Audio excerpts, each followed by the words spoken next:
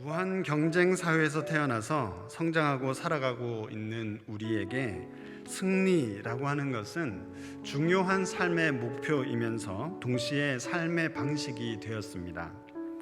특히 시장의 자율성을 최대로 보장해주는 신자유주의 체제에서 모든 순간의 승리는 곧 성공, 대체로 부자가 되는 것과 연관이 있는 성공을 위한 중요한 동력이 되다 보니까 우리는 승리를 가져다 주거나 또는 승리를 상징하는 것들에 관심이 많이 있습니다.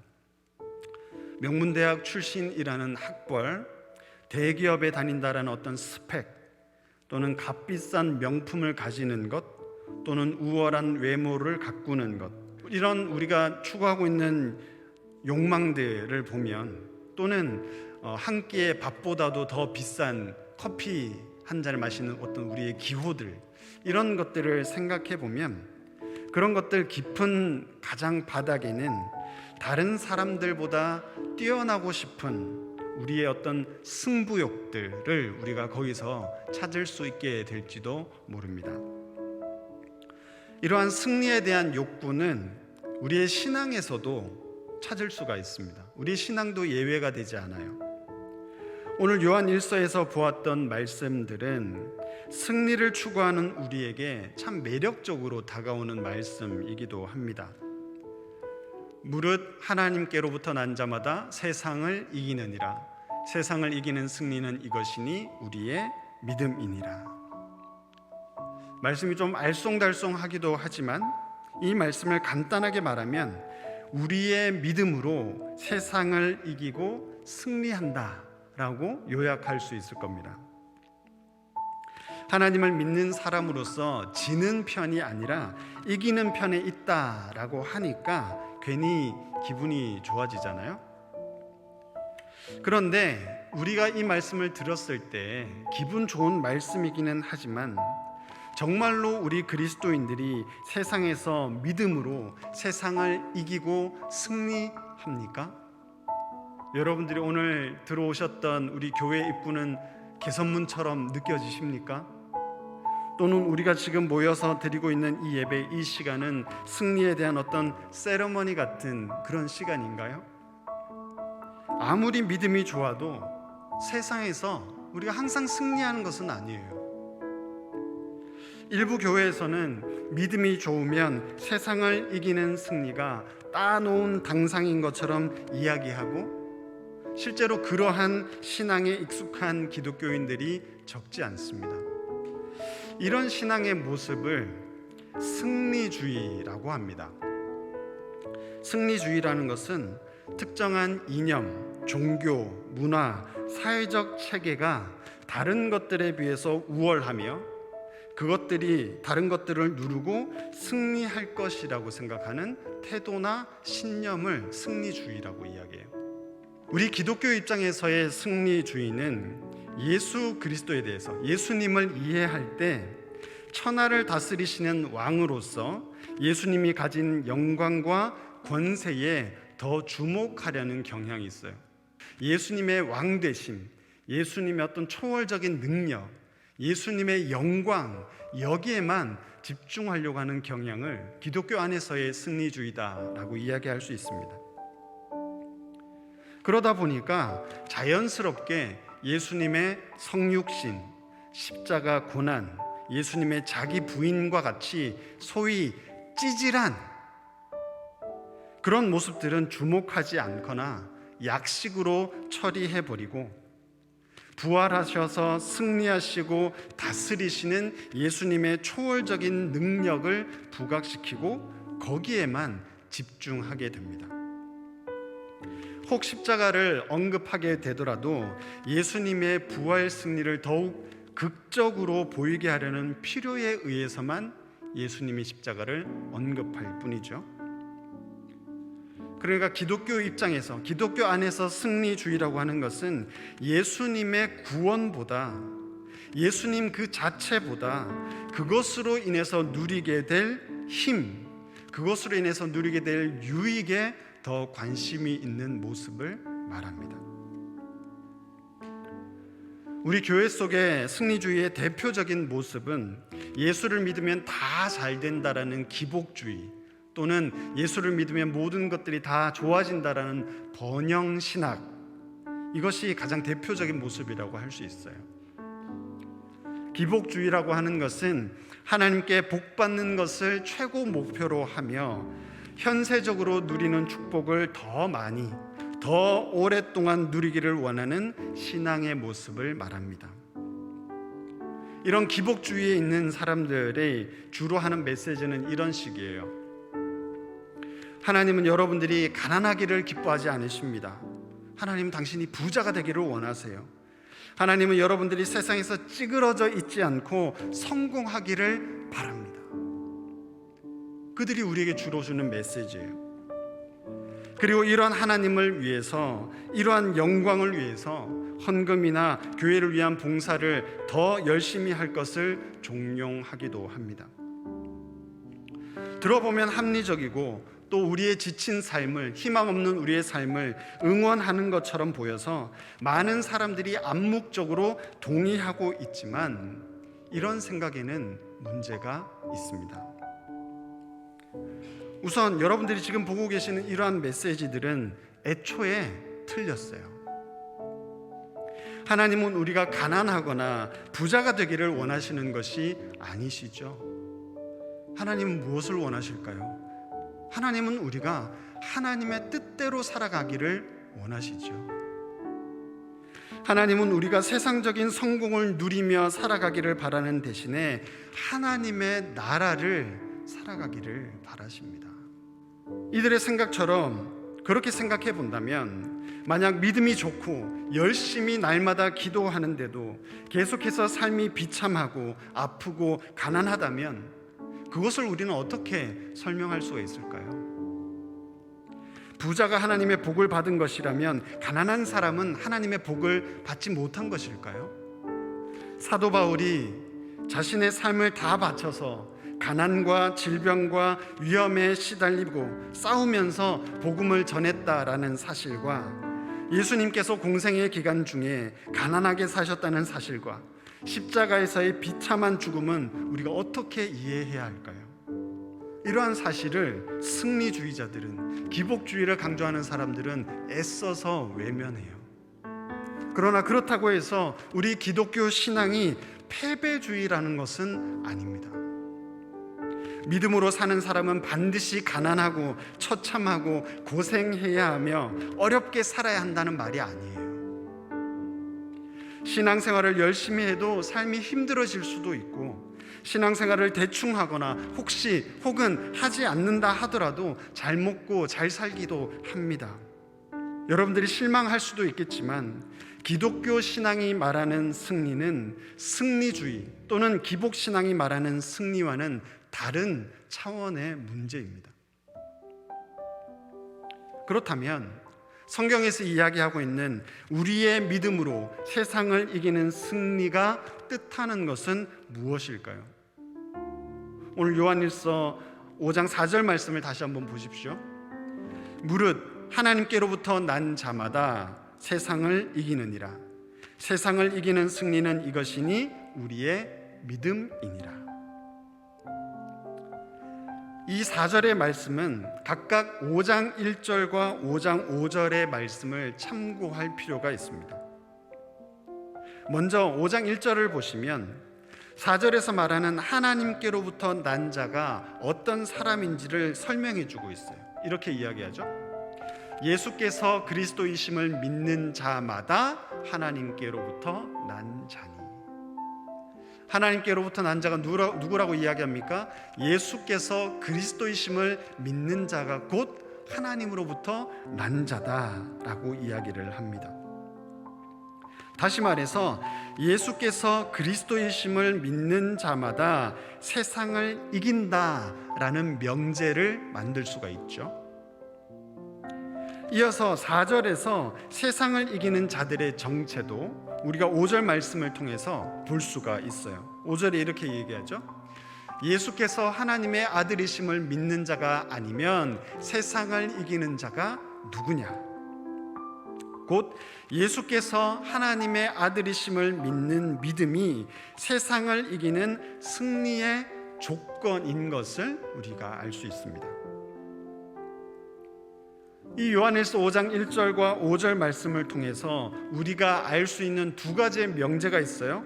첫 번째는 예수께서 그리스도이심을 믿는 자마다 세상을 이긴다. 두 번째는 예수께서 하나님의 아들이심을 믿는 믿음이 세상을 이기게 한다. 이 두 가지 명제가 공통적으로 말하고 있는 믿음이 무엇입니까? 예수는 그리스도시다. 예수는 하나님의 아들이시다. 이것이 오늘 요한복음 5장에서 이야기하고 있는 두 가지의 믿음이에요. 이 둘은 결국 같은 사실을 우리에게 이야기하는데요. 예수가 하나님의 아들이라는 말은 예수님의 족보를 알려주기 위해서 쓰여져 있는 말이 아니에요. 예수가 하나님의 아들이라는 말은 예수님과 하나님이 동일하다라는 당시의 사고가 반영되어 있는 표현입니다. 아버지와 아들은 분명히 서로 다른 존재예요. 하지만 동시에 동일한 DNA, 동일한 형질을 가지고 있는 존재이기도 합니다. 여러분들의 부모님을 한번 생각해 보십시오. 분명히 다른 각각의 개인, 각각의 다른 사람이지만 때로는 생각이나 행동하는 것이 소름 끼치게 닮았다라는 생각해 본 적 없으세요? 저는 나이가 들수록 또 자라나는 아들이 하나 있는데 아들을 볼수록 그 사실을 제가 무섭게 확인하고 있어요. 어쩌면 그렇게 똑같은지 몰라요. 생각하는 거, 말투, 행동하는 습관, 버릇 너무 소름 끼치게 닮았어요. 그런데 얼마 전에 저희 아버지를 보니까 제가 소름 끼치게 닮았더라고요. 예수가 하나님의 아들이라는 말은 예수님이 그렇게 곧 하나님이시다, 그런 사고를 담아서 이 당시 사람들이 이야기를 하는 겁니다. 그렇게 표현한 겁니다. 그런데 사실 이 예수라는 단어와 하나님의 아들이라는 단어에는 엄청난 괴리가 있어요. 우리는 거의 관용어고처럼 쉽게 이야기하지만 예수는 하나님의 아들이십니다. 우리가 쉽게 이야기하지만 사실 이 사이에는 엄청난 괴리가 있습니다. 예수라는 사람은 2000여 년 전에 베들레헴에서 태어나서 33년의 생애를 살며 하나님의 나라에 대해서 전하다가 로마의 십자가 형틀에서 죽은 사람, 인간 예수를 말합니다. 그 인간 예수님은 우리처럼 배고픔과 갈증을 느꼈을 뿐만이 아니라 기쁨과 슬픔과 분노와 두려움 등 우리가 느끼는 감정들을 고스란히 느끼셨던 자연인이었어요. 인간 예수를 말합니다. 이에 비해서 하나님의 아들이라는 말은 앞서 말한 대로 세상을 초월한, 좀 어려운 말을 쓰면 전적 타자라고 합니다. 우리가 절대로 알 수가 없는 사람이에요. 완전히 우리와 떨어져 있는 전적인 타자로서 초월적인 신, 그것이 하나님의 아들이 말하고 있는 의미예요. 신적인 존재란 말이에요. 완전한 신이라는 말입니다. 그렇기 때문에 예수가, 인간 예수가 하나님의 아들이라는 말은 일종의 형용모순입니다. 형용모순이라는 말이 있어요. 똑똑한 바보, 침묵의 소리, 둥근 삼각형과 같은 존재할 수 없는 모순된 것들을 우리가 형용모순이라고 하는데, 예수가 하나님의 아들이시다라는 말이 바로 형용모순이라는 거예요. 그런데 이러한 형용모순에도 불구하고 신약 성경에는 집요하게 예수가 완전한 인간이며 동시에 완전한 신이심을 증언하고 있습니다. 복음서 가운데 가장 먼저 쓰였던 마가복음이 어떻게 시작합니까? 하나님의 아들 예수 그리스도의 복음의 시작이라.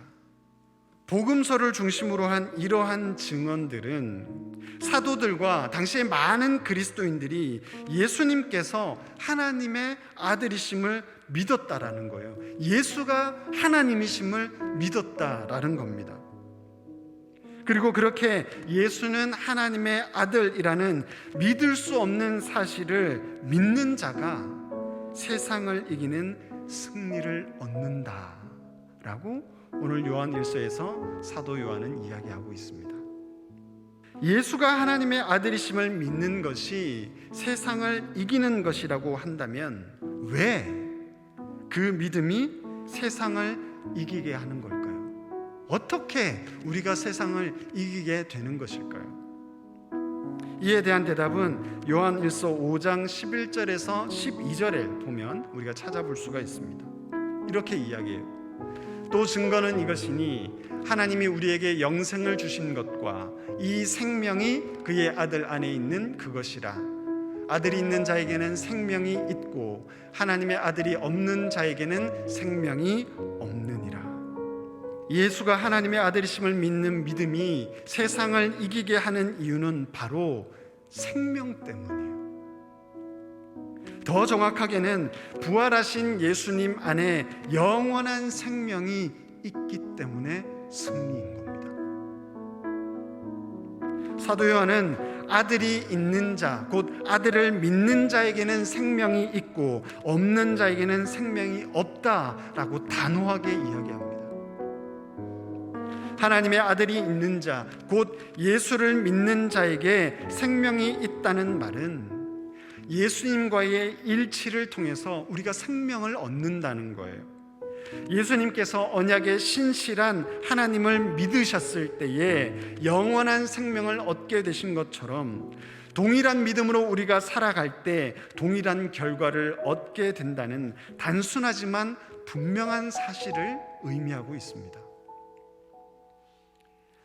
예수님의 부활을 통해서 이러한 생명 사건이 일어났어요. 그리고 이 사실을 믿는 사람은 누구든지 그 부활에 참여하게 될 것이라는 약속을 우리가 받았습니다. 아무리 밤이 깊어도 아침이 반드시 오기 때문에 우리가 밤에 있어도 사실상 아침에 존재하는 것과 같다라고 이야기할 수 있는 것처럼 하나님의 약속은 반드시 일어날 일이기 때문에 부활이 아직 일어나지 않았다 하더라도 그 사실을 믿는 자마다 이미 그 부활 생명을 얻은 것과 다르지 않습니다. 오늘의 이 말씀이 미래의 불확실성 가운데 인생의 목표조차 정하지 못하고 지금도 당락이 결정되지 않은 시험을 준비하고 있으며 인생살이가 더 나아질 것 같은 희망이 없이 살아가고 있는 여러분들에게 너무나 멀게만 느껴질 수도 있습니다.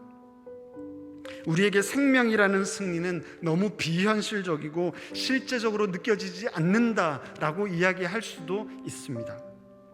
하지만 예수님으로부터 시작된 승리를 가깝게 느끼는 사람에게는 실제로 우리의 삶에 영향을 미치는 그런 일들이 일어나게 됩니다. 예를 들어 볼까요? 통장에 들어있는 많은 돈이나 그럴듯하고 안정적인 직장이 주는 승리는 현실적이고 실제적인 것이라고 우리가 생각합니다. 하지만 내 통장에 들어있는 많은 돈과 또 내가 누리고 있는 어떤 안정적인 직장이라는 것들, 그것으로 인해서 우리가 누리게 되는 것들이 있는데 그런 모든 우리가 누리는 것들은 결국 사라져 버린다는 점에서 우리가 그렇게 현실적이라고 실질적이라고 느꼈던 것들도 결국에는 비현실적이고 비실제적인 것이라고 할 수도 있습니다. 그것으로 인해서 우리가 얼마간 안정감을 누리기는 하겠지만 금방 사라져 버린다는 거예요. 종말에 일어날, 아직은 일어나지 않았지만 종말에 일어나게 될 일들도 우리가 그런 같은 관점에서 볼 수 있지 않겠습니까? 잠깐 우리의 삶에 영향을 주는 듯 하다가 결국 사라져 버릴 것들, 그것 때문에도 우리가 잠깐의 안정감을 얻게 된다면, 영원히 사라지지 않게 될 그 생명 사건에 대한 믿음을 가진다면 우리는 어떤 평안을 가질 수가 있을까요? 이런 우리의 믿음을 향해 믿음을 갖지 않은 사람들은 정신승리라고 말할지도 모르겠습니다. 하지만 억울해하실 필요가 없어요. 우리가 그런 말을 처음 듣는 사람들이 아니에요. 이미 초대 교회에 처음부터 예수를 믿었던 사람들이 그러한 이야기를 들어왔습니다. 그리고 그러한 이야기들을 부끄러워하지도 마십시오. 성경에 말하기를 그를 믿는 자는 부끄러움을 당하지 않으리라 라고 이야기했습니다. 과정 가운데 있을 뿐이에요. 결과를 통해서 우리의 부끄러움이 아닌 것이 될 것입니다. 월든이라는 책을 쓴 저자 헨리 데이비드 소로는 그의 책 시민의 불복종에서 한 사람으로서의 다수라는 말을 한 적이 있습니다. 이렇게 얘기했어요. 어떤 사람이든지 그가 자기 이웃들보다 더 의롭다면 그는 이미 한 사람으로서의 다수를 형성하고 있는 것이다. 이 한 사람으로서의 다수라는 말은 단 한 사람에 지나지 않을지라도 그 사람이 도덕적으로 우위를 가지고 있으면 그는 이미 다른 사람들을 이길 수 있는 것이다. 다른 사람들을 이긴 것이다 라는 말로 19세기의 미국의 지식인들 사이에서 자주 사용되던 말이라고 해요. 우리의 신앙에서 이 말을 적용해 본다면 수적으로 우리는 세상을 이길 수 없는 것처럼 보여질 겁니다. 하지만 예수님은 단 한 사람으로서의 다수로서 세상을 이기셨어요. 그런 예수님을 믿는다면 여러분들도 세상을 이길 수 있습니다. 세상에 지지 마십시오. 소로우의 말을 한 번 더 제가 인용한다면 누가 가장 강한지는 두고 볼 일이에요. 아직 결과가 나오지 않았습니다. 드러날 결과를 기대하면서 믿음으로 살아갈 수 있는 저와 여러분들이 다 되시기를 바랍니다.